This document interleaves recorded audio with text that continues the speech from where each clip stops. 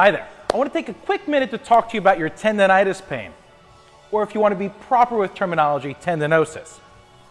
So really quick, just a general idea, whether it's tendonitis in your elbow, golfers, tennis, it could be patella tendonitis like jumper's knee, Achilles tendon pain, and believe it or not, even plantar fasciitis falls underneath the same kind of category of what causes this injury and what you could do to address it.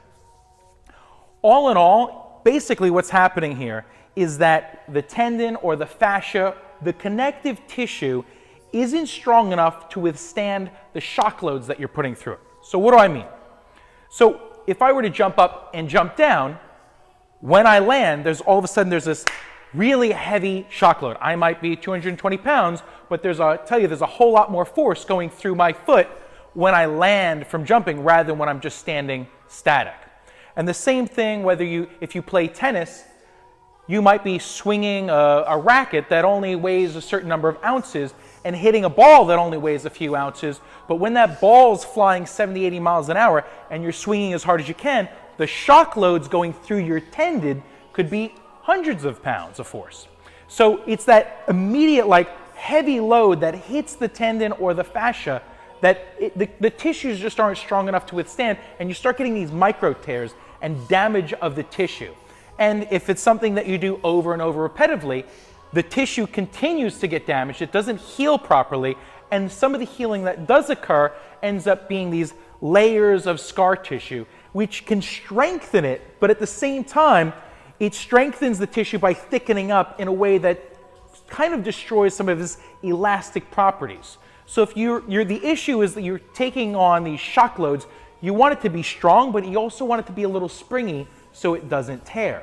And as you build up the scar tissue, it just gets stiffer and stiffer and stiffer, which again opens you up to more and more injury. So a lot of people, they'll go get shots, they'll take time off, and there's a lot of different ways you can go about healing those tissues.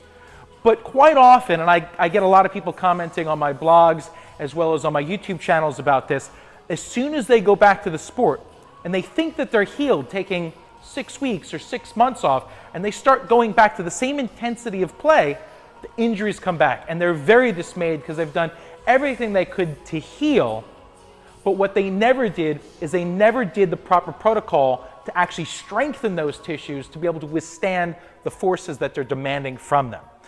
And the safest way to go about this, and this isn't me just making it up, this is from tons of research out there in the medical journals, is eccentric exercise. So eccentric is basically, if I were to do a contraction, this is concentric. I'm shortening the muscle tissue in the bicep. But now, as I'm under tension and I'm lengthening it, that's the eccentric contraction.